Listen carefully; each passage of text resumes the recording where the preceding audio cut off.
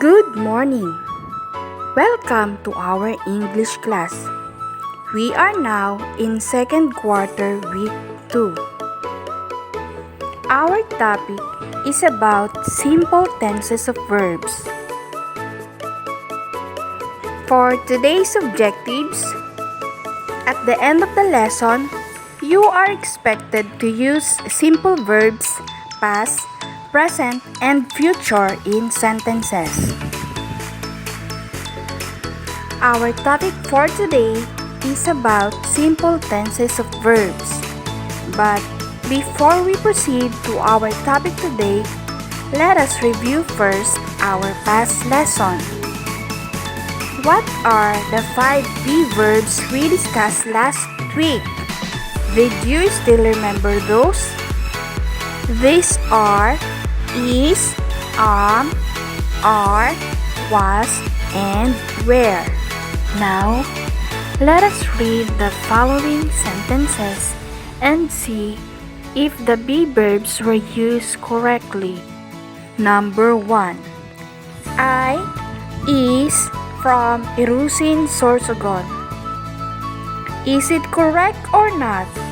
Okay, it is not correct. The correct answer is I am from Aireen, Sorsogon. Number 2. What time are it now? Is it correct or not? Okay, it is not correct. The correct answer is what time is it now? Number 3. She was the secretary of this company last year.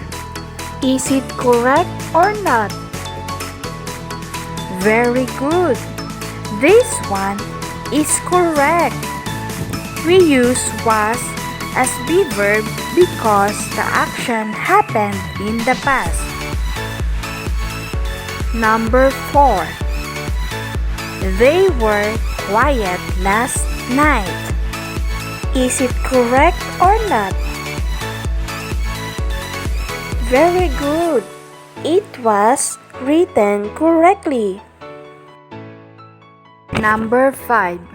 There are many animals in the farm. Is it correct or not? Very good. It is correct. I know that you've already understand our previous lesson. And today, our lesson is all about simple tenses of verbs. What is verb? A verb tells an action and or state of being. It describes an action that happened in the past, is happening at present, and will happen in the future. By the way, what is past tense, present tense, and future tense? Let us read the following sentences for us to really understand the meaning of the tenses of the verb. Aaliyah baked delicious cookies yesterday. Aaliyah bakes delicious cookies. Aaliyah will bake delicious cookies tomorrow. Notice the underlined and highlighted words. Bake happened in the past. Bakes happening in the present. And will bake is in the future tenses of the verb. Now, let us discuss one by one the tenses of verbs. Simple tenses of verbs. The 3 simple tenses are simple present, simple past, and simple future. Let's study how verbs form in this table. So we have here base form. So what is base form? It is the version of the verb without any endings. Endings such as s, ing, and ed. We also have here simple past, simple present, and simple future. So when we say simple past, it happened already. Simple present is happening now. Simple future, it will happen in the future. The base form bake, we just add day to form its past form. Simple present is bake and simple future will bake. Join. Joined. We are just going to add ed to form its past tense. Join in simple present and will join in simple future. Always remember that we just add will plus the base form to form its future tense. Jump, jumped. Jump will jump. Cook, cooked. Cook will cook. Try, tried. Try will try.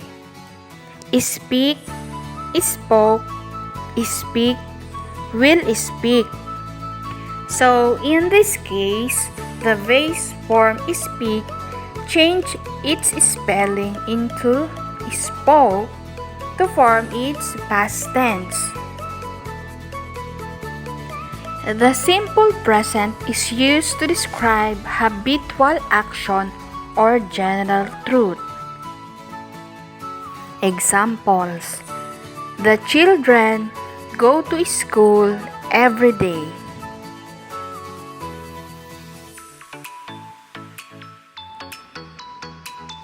Next example, Mrs. Cruz works in the school canteen.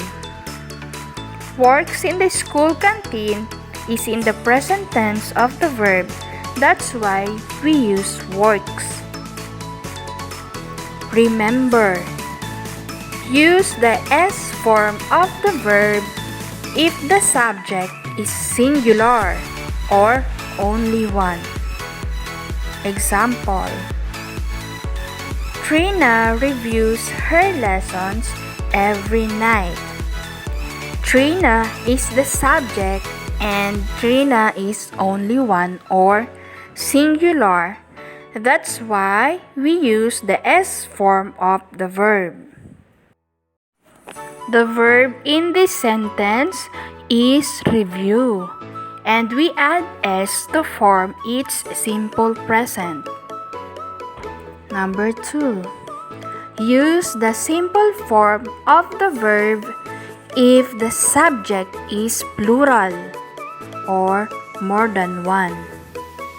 Example: Aaliyah and Precious buy flowers for their mother. Aaliyah and Precious is the subject and they are more than one. That's why we use the simple form of the verb buy. Use the simple form of the verb with the pronouns I and you. Example: I visit my cousins in the province every summer. If the subject is singular and the verb ends in Y and Y follows consonant, change Y to I and add ES. Example: Aaliyah studies her lessons well. The simple past of the verb is used to describe an action or condition that took place at a specific point in the past or it already happened. Example: the students visited a museum 2 days ago. We visited our grandparents last week. So, you have noticed that 2 days ago and last week already happened. That's why we will use the simple past of the verb in the sentence. Regular and irregular verbs have different ways in forming their past tense. Simple past of regular verbs are formed by adding the or ed to the base form of the verb. Example: dance, dance. So here we add the to form its past tense. Climb, climbed. Introduce, introduced. Water, watered. So here we add ed to form its past tense. The spelling of some irregular verbs does not change. For example, cat, cat, hurt, hurt, put, put, hit, hit. The spelling of the verb read does not change, but its pronunciation changes. The pronunciation changed from long E to short E. Any verb that does not add ed or d to its past tense form is considered an irregular verb. The word irregular makes it sound like these verbs are rare, but you see them all the time in writing and conversation. Example: leave, left, take, took, make, made, eat, ate, write, wrote, bring, brought, think, thought, sing, sang, go, went, send, sent. Remember, if the verb ends in y and y follows a consonant, change y to I and add ed. For example, cry, cried. So here we change y into I and we add ed to form its past tense. Same with carry, carried. Just like marry, married. Verbs in the simple future tense are used to express an action or condition that will or will not happen or exist in the future. To form the future tense of a verb, use will plus the base form of the verb. Examples: they will attend the club meeting tomorrow.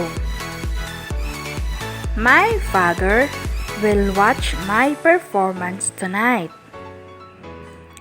The verbs in this sentence are attend and watch.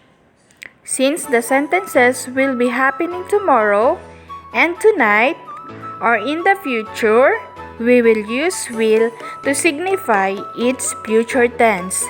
Will plus the base form of the verb. Is everything clear?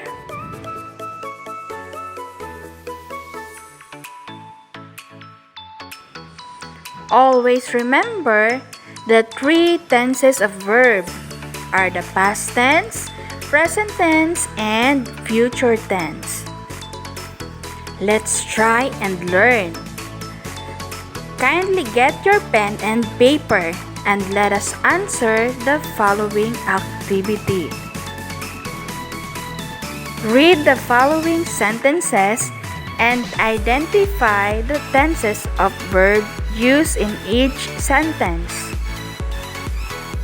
Number 1. Aaliyah and Kristel took the bus yesterday. In what tense is took? Is it past tense, present tense, or future tense? Write your answer in your notebook. Number 2. Gab brings his pet to the veterinarian. In what tense of the verb is bring? Is it in past tense, present tense, or future tense? Number 3. I visit my sister in Manila every weekend. In what tense of the verb is visit? Is it in past tense, present tense, or future tense? Number 4. We will attend a wedding next week. Will attend is in past tense, present tense, or future tense.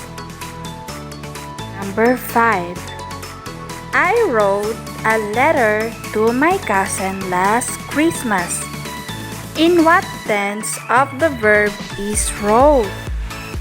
Is it in the past tense, present tense, or future tense? Write your answer in your notebook. Now, let us answer the activity. Number 1. Aaliyah and Kristel took the bus yesterday. Took is in the... Okay, very good. It is in the past tense. Number 2. Gab brings his pet to the veterinarian. Brings is in the... Okay, very good. It is in the present tense. Number 3. I visit my sister in Manila every weekend. Visit is in... Right, it is in present tense. Number 4. We will attend a wedding next week. Will attend is in the... Okay, it's in the future tense. Number 5. I wrote a letter to my cousin last Christmas. Wrote is in the... Very good, it's in the past tense. You did a great job.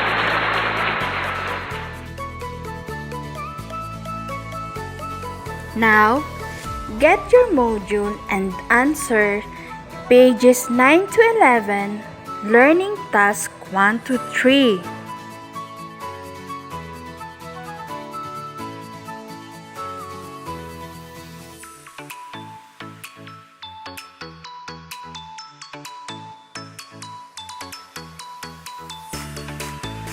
Thank you for joining today's class. I hope you've learned something new today. Again, I am Teacher Aireen. Until next time, happy learning!